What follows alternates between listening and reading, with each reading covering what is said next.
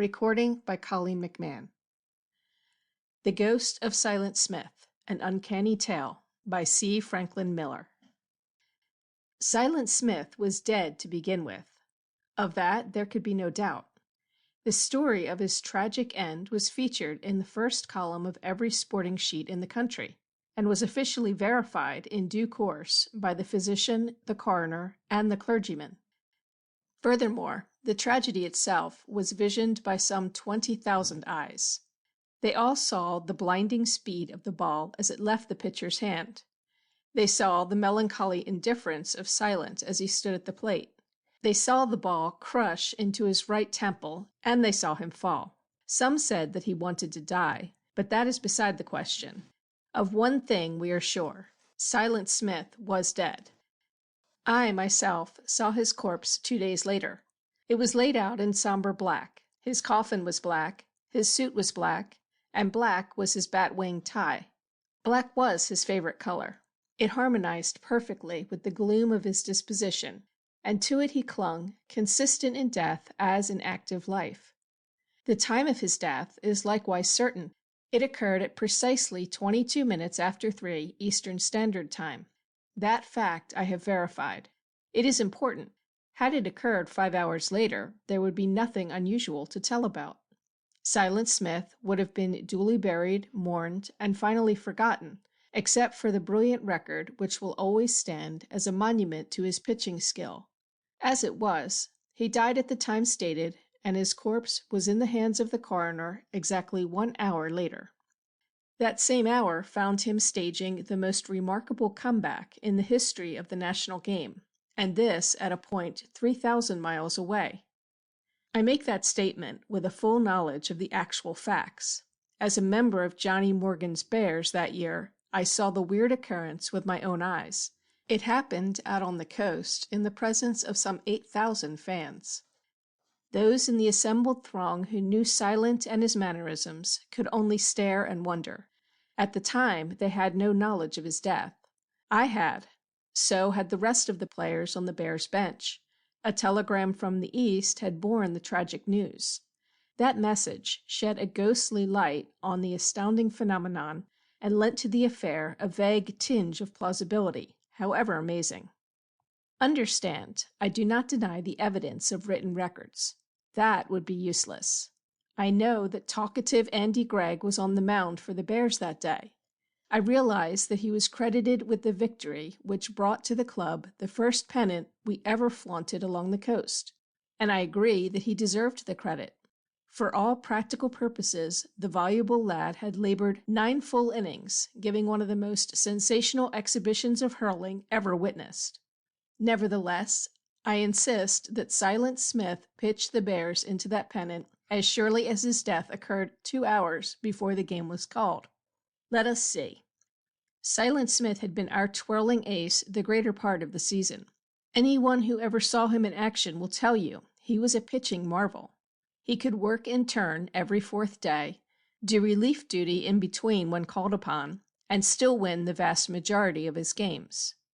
Notwithstanding his proclivity for hard work, he was strangely lacking in enthusiasm and possessed no more sociability than an ancient tombstone. Mind, I do not profess to have any first-hand knowledge as to the sociability of a tombstone. My head never rested within the shadow of one. It may be that their communion is confined solely to the realm of departed spirits, but as far as the human eye can see, they are extremely unsociable objects, and so was Silent. I well remember the veil of gloom which accompanied his advent into our spring training camp. He came wandering out upon the field like a lost sheep, trailing a big black bat, the most dismal-looking rookie I ever laid eyes upon. His face was a masterpiece of dark despair, sketched in deep, weary lines ill-fitted to carry a smile. Shrouded in sackcloth, he could have done justice to the role of chief mourner at anybody's funeral. The chief had been busy all morning, looking over a number of promising young pitchers whose efforts would have ruined the disposition of any trainer. We had been hanging their offerings all over the park. Not one of them had enough stuff to last in a AAA league. The chief's ire had been mounting accordingly, and the sight of Silent gazing dismally on had no soothing effect on his temper. "Say, Smith," he growled, "you're supposed to be a pitcher, not a monument. Snap out of it. Let's see your stuff." Silent produced a ball from his hip pocket and nursed it sadly for a moment or two. I thought he was going to cry. Instead, he answered the chief in a very meek and tired voice. Yes, sir, Mr. Morgan." Some of us may have grinned in secret, but no one laughed outright. We knew the chief too well. He was fairly boiling inwardly, and the lid was due to pop at any moment. Silent, however, paid absolutely no attention to him. After uttering those surprising words, he ignored the chief completely. Slowly, he made his way out onto the vacant mound and started a slow wind-up. The chief swore that this latest addition must have served a term on the box of a funeral cab. Slow-motioned or not, the lad was uncommonly graceful for a southpaw. That we could use, but what he did to the ball no one ever knew. The thing he threw with that left arm of his was the biggest puzzle I ever stood up against. As if encased in gobs of gloom, the ball came floating up to the plate and dropped dejectedly into the catcher's mitt. It was more like a sigh than any soundless thing I can think of. It eluded our bats like a soaring phantom, and had us doubled in knots in our efforts to deal it a solid blow. Within 15 minutes, the chief knew that he had a marvel in tow. I could see him melt as he watched the lad's solemn performance, and his face began to beam. "All right, buddy," he sang out genially, "but what do you call it?" This time Silent made no answer. At least he did not speak. He merely raised his shoulders and sighed, a long, deep sigh. That settled it. The sci-ball, someone suggested, and the sci-ball it was henceforth. The boy could likewise hit. Not that he ever set the league on fire as a slugger, but he revealed a deadly punch with his big black bat which made him a prince among pinch hitters. This uncanny ability of his in a pinch was first demonstrated in our opening game of the season. Up until the 8th inning, his batting performance had naturally classed him as another weak-hitting pitcher. He had struck out on 2 occasions and had raised a puny fly in a 3rd attempt. The 4th time he stepped into the box, however, the winning run was resting on 3rd, and he brought it in with a pretty single. How he did it was as much of a mystery as his sci-ball. His woeful stance at the plate certainly would never have labeled him a batter of any quality. The picture he presented, as he clung to his big black bat, was one of utter hopelessness, and might have been captioned "The End." Yet, in a pinch, he could deliver. We simply had to accept Silent as he was. There was no changing him. His actions were entirely too unexpected and unnatural to be fathomed. He could strike a batter out and look painfully unhappy over the deed. He could win a game with a timely drive and go into mourning. His normal atmosphere was gloom, deep and mysterious, and it never varied. With our first swing around the circuit, the fame of Silent Smith began to spread. That left arm of his slow-balled its way into the hearts of thousands of fans along the coast. The wild enthusiasm with which his appearance in the box was greeted amounted to a mania, and his sci-ball became the topic of household discussions. There could be no doubt as to his popularity. He was the biggest drawing card in baseball anywhere at the time. It may have been the sad appeal of his miserable existence which intrigued. It may have been the veil of mystery shrouding his character, which fascinated, but win or lose, he was idolized. Behind his spectacular hurling, we climbed to heights we had never known before. The completion of 3/4 of our schedule found us treading closely on the heels of the Flying Leafs, who had been perched proudly at the top all season. Small wonder that the town went baseball mad. For the first time in our history, we had pennant visions. Then came the setback, and our visions went a glimmering. Silent Smith was drafted. With the spreading of the news, a howl of disapproval went up from along the coast. From 3 states came the same cry, crooked baseball, and the very popularity of the sport itself was threatened. Outside efforts were made to have Silent recalled, but the trade had been consummated. Our ace was lost. With the passing of Silent, the Bears fell upon evil days. We developed a losing streak which threatened to force us out of the running. Even the despised Bisons made a clean sweep of a 4-game series, and a pall of gloom spread o'er the camp. Both the press and the paying public added to our misery. Only a flash. The Bears have hit their stride. That was the consensus wherever fans collected. The thing began to peeve the chief, and in an effort to redeem the club, he went out into the sticks and brought back Andy Gregg. No doubt you've heard of Andy Gregg. He was known as the gamest man in baseball. But when the chief pulled him out of nowhere, he was just a big, green, awkward, hitless wonder. He couldn't bat, and his fielding was worse. He had just 2 outstanding accomplishments. He could pitch, and he could talk. It was hard to tell in which he excelled. Regardless of his ability, he labored under difficulties from the very first. A man of lesser courage would have wilted under the strain. Whenever he hove in sight as the pitcher for the day, an unreasonable chorus of boos greeted him, followed by the sing-song call for Silent Smith. Not that he was unpopular. His spirit was really admired. It was the public's method of voicing its outraged feelings over the loss of an idol. They resented the release of Silent and called for him as only a rabid baseball mob can call. The management was their target. Andy was only the goat. The lad simply laughed and went on pitching. But behind his fine indifference there lurked the ambition to stifle that cry for Silent Smith. Secretly, he accepted it as a reflection on his own ability and fought courageously to change the tune. He fairly talked the team out of its woeful slump and hurled it back to its place in the sun. When the Leafs again invaded our territory for a final series of 3, we stood within half game of being deadlocked for first place.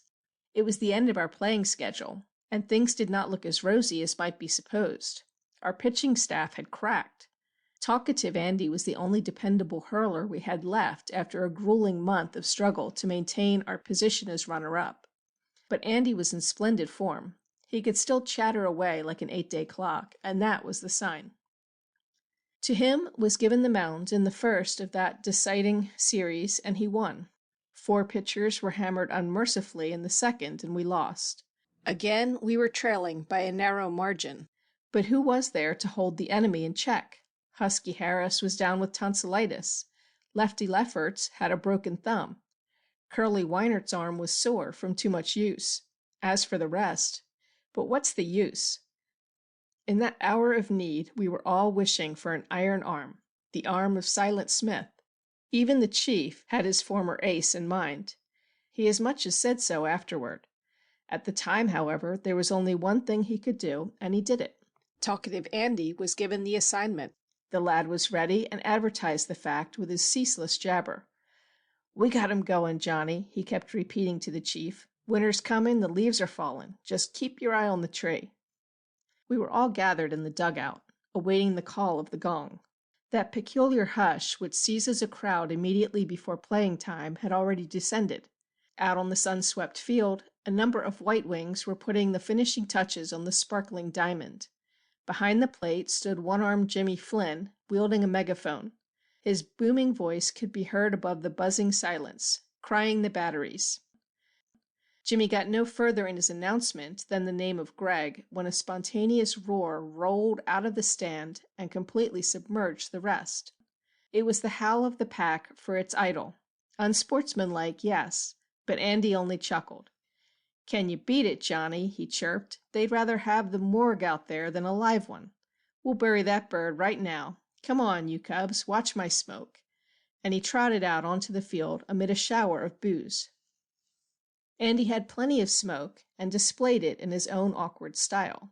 All through the inning, that call for Silent Smith went on with varying crescendos, but the nerve-wracking din had as much effect on the spirit of Andy as water does on the back of a duck. He worked along methodically and effectively, setting the enemy down on exactly 6 pitched balls. Small wonder that the lad was beaming when he climbed down into the pit after the last out had been called. He knew he was right. And he stayed right. For 7 innings he went on talking and pitching, waxing more loquacious as the game progressed. There was no reason for acting otherwise. His smoke ball was working nicely. It went whizzing past their bats with monotonous regularity. They couldn't even see it. 2 hits were all he allowed along that entire stretch. Apparently, the feat meant nothing to the mob. They were entirely engrossed in their favorite pastime. They seemed to take a fiendish delight in heckling the club, individually and collectively, for the release of a star. If we won, we were simply playing in luck. If we lost, well, we deserved to. They told us so in as many words, and they howled for Silent Smith. Andy still held his temper. His control was marvelous. He showed no signs of wavering under the strain. As he came trailing into the dugout for our turn at bat in the 8th, he was chattering away like a magpie. "I told you we'd bury that melancholy bird," he told the chief. "He's got 1 foot in the grave right now, and when I'm done, that bunch of fatheads up there will be throwing in the dirt. 'Twas ever thus, Johnny." The chief's face was uncommonly somber as he listened to Andy's chatter. In his hand there fluttered the familiar blue of a telegram. Without a word he handed it over. Andy read the news and his countenance fell. Silent Smith was dead. That was the break which went against him. From that moment on, Andy's star began to fade. "I'm sorry I said what I did," he murmured. "I was only kidding. I didn't know about this, Johnny." "Of course not," answered the chief, perking up. "Don't let it trouble you now. All you've got to think about is the winning of this ball game. Come on now, let's go, boys." But Andy was troubled nevertheless. His helpful chatter ceased, and that was the sign. When we again took the field after a fruitless inning, it was quite evident that he was not himself. Even the returned call for Silent Smith seemed to irritate. He dug into the dirt with his spiked shoes. He pulled up blades of grass and started chewing. He moistened his fingers against the sod. He did a number of things which were not his wont, but which, strangely enough, had characterized the pitching of Silent Smith. From behind the plate, the umpire was calling for action. So was the crowd. And Andy finally got going. That final inning was a nightmare. Andy walked the first man up, and a low rumble of dismay swept the field. The next ball he grooved, and Sammy Dawes dropped it over second for a pretty single. The rumble spread to a roar. Andy spat savagely into his glove and glared up at the stand. That persistent cry for Silent Smith had finally penetrated. The lad was riled. The crowd saw his action and uncorked a veritable flood of jeers, as if the pennant wouldn't have been clinched ere this had Silent been retained. Now look what's happening. Maybe they were right. Who knows? In a rage, Andy sped another over the plate, only to see it turned into a tantalizing bunt. In his clumsy effort to field the ball, he stumbled and fell. The ball rolled clear. I pounced upon it from my position at third and kept the Leafs from scoring. But the bases were full, and no one out, and Andy our only hope. By this time, some 8,000 lusty throats were raising the very, yes, indeed, they were going to that extremity in their frenzied howl to take him out, and their reasonless demand for Silent Smith. Bedlam had broken loose. I handed the ball to Andy and begged him to take his time. "It isn't fair, Ken," he exploded wrathfully. "What had I to do with the loss of Silent, I ask you?" I assured him that every member of that howling mob belonged in a padded cell, and added a word or two about our pennant chances. The latter had a sobering effect. Andy took a time-saving hitch in his belt and seemed to settle down. But the Leafs were not to be denied. They pounded out 2 successive singles and scored as many runs. The stand was fairly rocking with the din of stamping feet and shouting voices. Above it all could be heard the name of Silent Smith, but Andy no longer heeded. His rage had apparently subsided. He stood quietly in the center of the diamond and watched Big Jess Winters carry his .390 bat to the plate. Here was the biggest batting menace in the league, and it required a world of courage to face it. For a moment Andy never moved, and then he did a characteristic thing. He started talking. He told Big Jess to go get a plank. To me it sounded as if the bantering tone were forced, but my heart warmed at the sight of the lad fighting to regain his stride. "Attaboy," shouted Tommy Leach from second.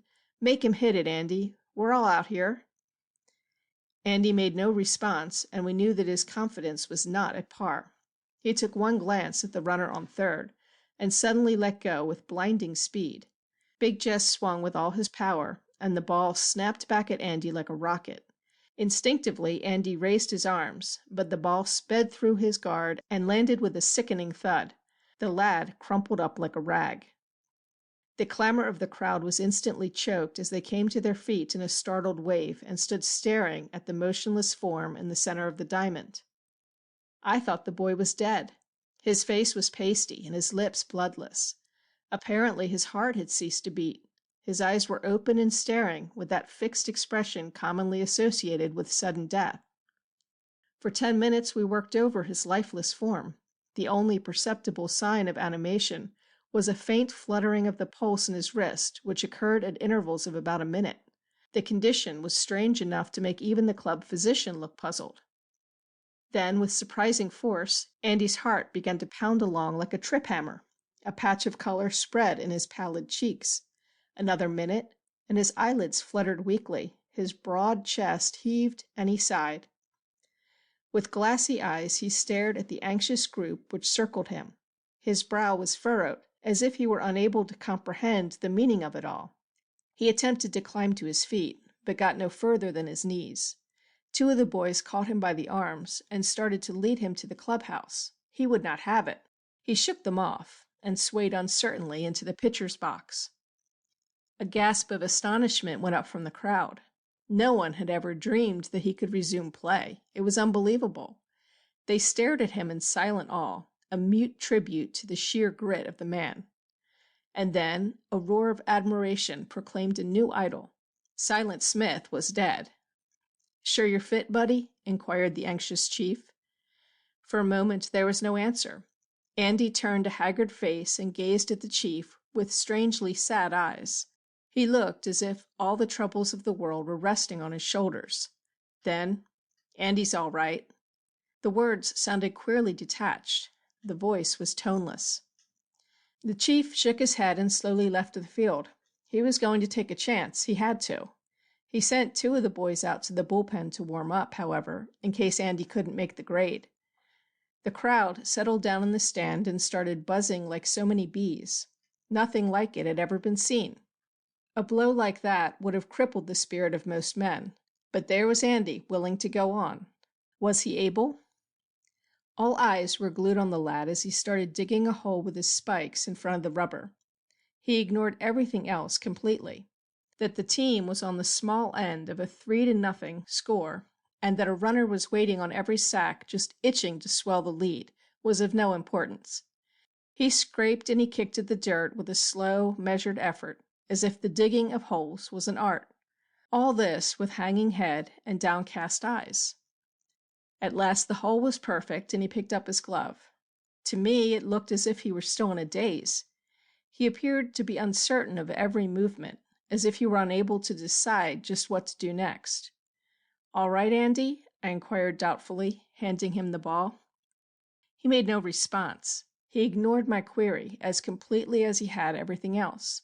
Turning his neck, he started a slow, graceful wind-up, every motion of which was perfectly familiar. Deliberately, methodically, he threw 5 balls over the plate and then waited for the batter to take his stand, and he did not utter a sound. I shall not attempt to explain it. The facts are all I can deal with, and the fact in this instance was that Andy threw those 5 balls with his left arm, not in a ridiculously awkward manner, but with perfect ease. Furthermore, his style was identical with that of Silent Smith, and Silent Smith was dead. But this was no time for theorizing. The batter was set. The umpire was waiting. We fell into position, and play was resumed. Andy's amazing change of pace certainly worked havoc with the enemy bats. Lanky Andrews stood up to the plate like a statue and watched 3 perfectly good strikes float across. His bat never left his shoulder. Chubby Wilson did a little better. He at least swung. In fact, he swung 3 times, and then followed his lanky teammate back to the pit for the second out. Pinch hitter Collins nipped the ball for a puny fly, which Jordan, our catcher, smothered in his big mitt, stranding all 3 of the runners who jammed the bags. and the ball that did it was the sci ball. The wonder of the thing held the crowd spellbound. They watched Andy's weird performance with gaping astonishment. Had the lad changed his style? Could he have perfected that famous delivery in secret practice? Had he been holding out for the past few weeks, thinking to spring a surprise at the psychological moment? Questions were flying fast. Answers were scarce. Had they known of the fate of Silent Smith, their thoughts might have taken a more gruesome channel. Had they read that telegram from the East, they might have agreed that Silent was answering their call at last. As it was, they could only stare and wonder. When we again trailed into the dugout, we found the chief in earnest consultation with Dr. Barrett, the club physician. The word was spread that Andy be left alone, and he was. He came shuffling off the field, with hanging head, and settled down into a listless attitude at one end of the bench. Dr. Barrett studied his drooping figure for a moment or two, and finally shook his head. So did we all. If the dead can come back to any form, Silent Smith was sitting there in his accustomed place, radiating as much gloom as he ever had. But the most unnatural twist of the whole affair was still in the making. Pudgy Ayres lined a pretty single into right to start our half of the ninth, and the crowd started pulling for us at last. Tommy Leach pushed Pudgy around with a well-placed bunt and beat out the throw to first. Both of them advanced a bag when Marty McGowan walked, and the bases were full. All we needed now was someone with a punch, someone who could uncork a drive that would sweep the bags and tie the count at 3-all. Andy was the next man up, and everybody was looking for a pinch hitter. With victory at stake, it would not do to take a chance on the hitless wonder. But the chief must have been playing a hunch. He never said a word when Andy climbed out of the pit and surveyed the bat rack with melancholy eyes. Mine was the only black stick in the lot, and Andy picked it up. Amid a silence as dead as a graveyard, he dragged the bat up to the plate. Every movement he made was followed by the crowd with straining eyes and bated breath. The moment was fraught with something beyond their knowledge, and the mystery of the thing held them fascinated. A newspaper photographer took up his stand along the foul line and focused his camera on Andy as he entered the box. If Andy saw him, he made no sign. His eyes were glued to the ground. Dolefully, he sidled around to the left of the plate, grasped his bat with a weary effort, and stood waiting. Blondie Vance, the opposing pitcher, was visibly shaken. Andy had always been a right-handed batter, and to see him fall into that woeful left-handed stance with a big black bat was like looking at a ghost. For a moment Blondie stared, and Andy gazed sadly back. The umpire brought Blondie back to earth, and he finally started his wind-up. That was his last pitching effort of the season. The ball went sailing toward the plate with absolutely nothing on it. Andy connected with a resounding crash, and 3 runs came trailing in. The score was tied while Andy, with the winning run, was rounding third. He staggered the distance between third and home. His feet were dragging, as if loaded with lead. He managed to make the plate with the deciding tally, and then collapsed like an empty sack. It was fully half an hour before Andy recovered and started jabbering away like the lad we knew. The doctor took him in hand, and Andy was puzzled over the discovery that he himself had finished the game. His last recollection was that of being hit by a batted ball. I might add that a picture of Andy starting the ball on that home run journey appeared in the Daily Mail, issued on September 11, 1912, and created much discussion throughout the country. While somewhat blurry, Andy's face is sufficiently clear to be identified.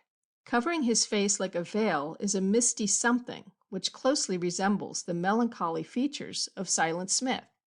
And Silent Smith was dead. End of The Ghost of Silent Smith. Recording by Colleen McMahon.